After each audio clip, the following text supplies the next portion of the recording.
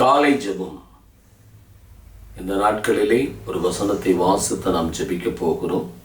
சங்கீத புஸ்தகம் 47வது சங்கீதம் 7வது வசனம் இப்படியாக சொல்லுகிறது: தேவன் பூமி அனைத்திற்கும் ராஜா, கருத்துடனே அவரை போற்றி பாடுங்கள் என்று சங்கீதக்காரன் சொல்லுகிறான்.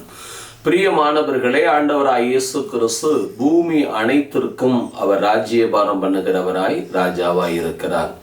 அவரை கருத்துடனே போற்றி பாடுகிற பொழுது அந்த கருத்து எப்படிப்பட்டதாய் இருக்கிறது என்று சொன்னால், லூக்காவிலே பார்க்கிறோம், அனுப்பப்பட்டவர்கள் கருத்தாய் வேண்டிக் கொண்டார்கள்.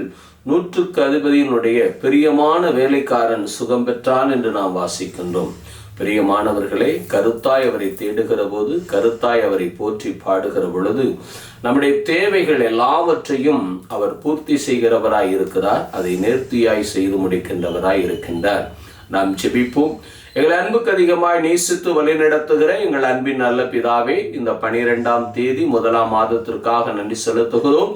இந்த நாட்களிலே நாங்கள் வாசித்த வசனத்தின்படி இந்த ஜெபத்தை கேட்கிற ஒவ்வொரு பிள்ளைகளுடைய வாழ்க்கையிலும் ஆண்டவரே, அவர்கள் கருத்தாய் கேட்கிற ஒவ்வொரு காரியங்களையும் நீர் கைகூடி வர பண்ணுங்க. சுகத்தை கைகூடி வர பண்ணுங்க, விடுதலை கைகூடி வர பண்ணுங்க, ஆசீர்வாதத்தை கைகூடி வர பண்ணுங்க.